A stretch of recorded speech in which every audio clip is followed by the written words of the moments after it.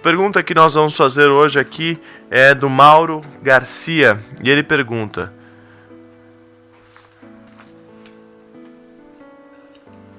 na visão de um adventista, a alma morre? NQI. Na visão de um adventista, a alma morre? Na visão de um adventista, a alma é aniquilada. Então isso aí é bem grave, porque a palavra de Deus em Mateus 10, 28, Jesus fala: não temam aqueles que podem matar o corpo, né? Ou seja, Jesus está deixando claro, e ele conclui, né? E não tem o poder de matar a alma. Então, alguém que vem aqui e tente me dar um tiro, ou destruir minha vida física, ele pode até fazê-lo, mas não tem como destruir a minha vida espiritual, porque a alma do homem é imortal. A alma do homem, ela é imortal. Em Lucas 16, do 19 ao 31, o Senhor Jesus Cristo, ele explica que a alma do homem, ao morrer, ou ela vai para o paraíso, ou ela vai para o lugar de tormento, lugar de sofrimento. Ok? Não existe alma penada. Esse é o estado intermediário da alma.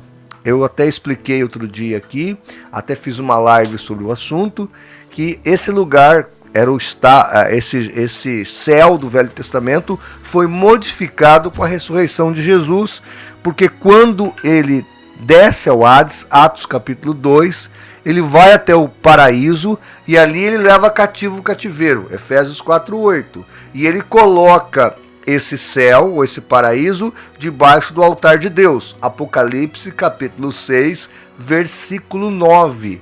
Então as almas estão sim conscientes, as almas salvas estão em Cristo, como está em Filipenses 1, 21 a 23. As almas perdidas vão para o lugar de tormento, como está em Lucas 16, do 19 ao 31, e em 2 de Pedro 2, 4 e 9. Então deixa-se claro que as almas impenitentes já estão sofrendo. Geralmente, quando eu falo isso, a pessoa pergunta assim: ah, pastor, mas como uma pessoa vai para o inferno ou para o lugar de tormento, né? Porque tem o Hades e tem a Geena. O Hades é o estado intermediário do espírito condenado. E o Geena é a ressurreição do condenado e a sua condenação plena, espírito, alma e corpo, no Geena. Então a pessoa pergunta: como é que o indivíduo vai lá pro tormento, pro inferno, sem ser julgado? Bom, a João 3, capítulo 3, versículo 17 e 18. Jesus foi enviado ao mundo para ser a luz do mundo. Quem nele não crê já está condenado. João 3, versos 17 e 18. Quem nele não crer já está condenado. Eu vou explicar de um jeito baseado no nosso Código Penal para você entender. Então vamos supor que nós pegamos o Lucas cometendo um ato delito. Um ato delituoso. O Lucas, que é advogado, inclusive, ele entende um pouco disso muito melhor do que eu, aliás. Eu entendo só um pouco, mas ele entende muito melhor do que eu. Então o Lucas foi pego num ato delituoso. Estava cometendo um crime, é flagrante. Foi pego no ato. Ele estava matando o pastor Edson Miranda numa tarde. Resolveu matar o pastor Edson Miranda. Só um exemplo aqui, só para os irmãos achar engraçado o exemplo. Bom, aí a autoridade policial chega e prende o Lucas com a arma do crime na mão. Ok? Como aconteceu aí com o criminoso que tentou matar o Bolsonaro. Pegaram ele no ato delito. Já foi preso imediatamente.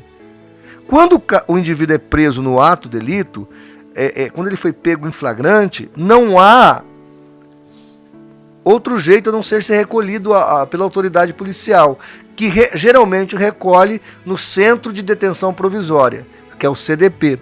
O CDP é o lugar onde o indivíduo que foi pego cometendo o crime espera até o dia do julgamento. Ele vai diante do juiz, o juiz determina a sentença dele, se é mais ou é menos, se tiver algum agravante, se tiver alguma justificativa, e depois lança ele no cadeião. Algo similar acontece com o perdido. O perdido vai para o Hades. Esse aí é o Centro de Detenção Provisória do Perdido, é o Hades. Tá? E depois esse Hades será chamado, as almas que estão nele, e aí, ressurreto esse indivíduo, ele vai ouvir da boca de Deus a condenação eterna, que aí ele vai para a guiena, ou para o fogo eterno, que está lá em Apocalipse 20. E ali o seu tormento, como está em Apocalipse 14, 26, subirá para todo sempre de dia e de noite, tá certo? Então aí nós observamos o destino do salvo, que é estar com Cristo nos céus, 1 Tessalonicenses 4, de 13 a 18, e 1 Coríntios capítulo 15, ali fala da glorificação do corpo, ressurreição do corpo, para estar eternamente com Cristo. E esses textos que eu acabei de citar falam da condenação eterna do indivíduo. Então, para o adventista, a alma morre, para a Bíblia, não. O que morre é o corpo, o que dorme é o corpo. A alma é imortal e ela fica consciente. Pastor, uma questão. Como o irmão explicaria para um adventista a seguinte questão: se o justo, quando morre, ele vai para o céu, como o irmão acabou de afirmar, qual é a necessidade do corpo ser ressuscitado no arrebatamento? Se a pessoa já morreu, já está no céu, está lá no paraíso, usufruindo da presença de Cristo. Para que voltar? Para que ele, então, o seu corpo ser ressuscitado no arrebatamento? Quando eu era novo convertido, eu não queria ressuscitar, eu queria só ficar em espírito com Cristo. Acontece que quando Deus nos fez, ele não fez anjos. Se ele quisesse mais espíritos, ele faria mais anjos. A Bíblia fala que os anjos são espíritos ministradores. Então os anjos são ministros e os anjos são espíritos, e eles existem. Porque os adventistas e os testemunhas de Jeová tentam colar na nossa cabeça a ideia que sem corporalidade não há existencialidade. Na Bíblia não. Deus é espírito e existe, os anjos são espíritos e existem, os demônios são espíritos e existem. Então é possível ter existencialidade sem corporalidade. Normal, tá? Mas veja, olha que coisa espetacular, pastor Edson Miranda. Por que Deus então vai chamar de volta os espíritos que estão em Cristo salvo para ressuscitar? Lembra quando Jesus ressuscitou? A Bíblia fala que nós vamos receber um corpo igual ao dele. Como ele é, nós teremos. E está lá em 1 Coríntios 15. Lembra, Jesus ressurreto, ele mandou o Tomé tocar nele. Toca aqui, Tomé. Ele comeu peixe, ele comeu mel, ele bebeu vinho. E ao mesmo tempo ele atravessou a porta. E ao mesmo tempo, com esse corpo, ele estava ali no caminho de Emaús, depois sentou para comer com os discípulos, deu graça. Quando os discípulos perceberam que era ele, o que aconteceu? O corpo desapareceu. Então, esse corpo glorificado, que era o propósito de Deus que nós tivéssemos, né? Imagino que o corpo de Adão era algo parecido. Eu não sei como era esse corpo de Adão, mas o que eu sei é que esse corpo glorificado, que está lá em 1 Coríntios 15, que é semelhante ao corpo que Jesus ressuscitou, ele pode transitar entre os dois mundos, entre o mundo tangível e o mundo intangível, entre o mundo físico e o mundo espiritual. Veja que Jesus foi assunto aos céus com seu corpo, de carne e osso, não de carne e sangue, mas de carne e osso. E esse corpo era glorificado. E esse corpo era glorioso, como está lá em Apocalipse. E ele transita, Jesus transita entre os dois mundos, se ele quiser, com esse corpo. Veja que os anjos, quando eles precisam tomar forma de varão, Deus tem que autorizar, e eles então tomam forma de varão. A gente não sabe que corpo é esse, mas eles vêm para agir, como aconteceu com Sodoma e Gomorra, quando ele foi livrar a família de Abraão lá, o sobrinho de Abraão lá, de Sodoma e Gomorra. Ele foi tirar o Ló de lá. Muito bem, eles se transfiguraram em forma de varões.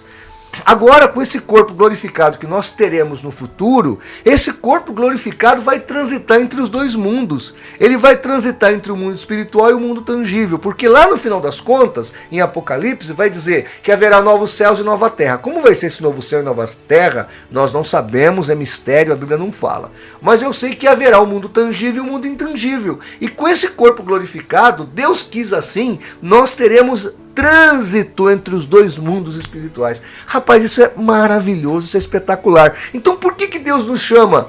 O espírito do crente, ele chama de volta para o corpo e ressuscita o corpo e glorifica o corpo desse crente, porque nós passaremos a eternidade com esse corpo espetacular, sentindo o melhor dos dois mundos, do mundo tangível e do mundo intangível, do mundo físico e do mundo espiritual. Eu acho isso tremendo, espetacular, essa questão desse corpo que nós vamos ter no passado. Aliás, no futuro. E eu espero que o meu corpo no futuro não seja calvo. Uma outra questão, rapidamente, pastor. Um texto muito usado aqui pelas testemunhas de Jeová e pelos adventistas. Gostaria de uma explicação do irmão. Ezequiel capítulo 18, versículo 20. Ezequiel 18, versículo 20. A alma que pecar, essa morrerá. A alma que pecar, essa morrerá. O filho não levará a maldade do pai, nem o pai levará a maldade do filho. A justiça do justo ficará sobre ele, e a impiedade do ímpio cairá sobre ele. Então diz a testemunha de Jeová, a alma morre, porque em Ezequiel capítulo 18 e 20 está escrito que a alma que pecar, essa morrerá. Pois é. Que morte é essa aqui, pastor? Pois é, então vamos por partes. O problema é que o tempo já está gritando aqui. Primeiro que aqui, a palavra alma, ela é polissêmica, ela pode ser várias coisas. Aqui a palavra alma é pessoa. A pessoa que pecar, essa morrerá. E aqui o pecado não tem a morte aqui não tem a ver com morte física. Aqui em Ezequiel 18 está falando de morte espiritual, morte e separação de Deus. Tanto que ele vai continuar lendo o texto, olha aí o versículo 21, o senhor leu o 20, né? Olha o 21. Mas se o ímpio se converter de todos os pecados que cometeu e guardar todos os meus estatutos e proceder com retidão e justiça, certamente viverá e não morrerá. Então eu pergunto para TJ, o cara que viver na presença de Deus não vai morrer nunca mais fisicamente? O senhor não vive na presença de Deus? O senhor não vai morrer? A testemunha de Jeová não diz que vive na presença de Deus? Eles não morrem? Então, o texto de Ezequiel 18 não tem nada a ver com vida espiritual após a morte. Não tem a ver com a parte imaterial do homem. O que o texto está falando é de pecado. Então, a alma que pecar morrerá, o texto está dizendo, será separada de Deus. Então, a ideia de alma aqui não é alma, a parte imaterial do homem. A ideia aqui no versículo 20 é de pessoa. Então, a pessoa que pecar morrerá. Morrerá que jeito? Espiritualmente. Porque senão, no versículo 21, essa pessoa morta espiritualmente não teria como se converter. O 21 fala, mas se esse ímpio se converter, não morrerá. Então a testemunha de Jeová está dando uma de boba. A testemunha de Jeová é o adventista, dá uma de bobo aí com esse texto de Ezequiel 18. O texto de Ezequiel 18 nada fala da parte imaterial, está falando de espiritualidade. Se você viver no pecado, você morrerá. Se você não viver no pecado, você viverá. Mas isso está falando de estar na presença de Deus ou não. Não tem nada a ver com a parte imaterial e imortal do homem, que viverá e sobreviverá à morte, independente se você for para o céu ou para o inferno. Amém. Amém. Nosso programa será reprisado 19 horas e 1 hora da manhã. Agradecemos a participação de todos e esperamos todos aqui à noite às 19h30 para a continuidade do nosso congresso.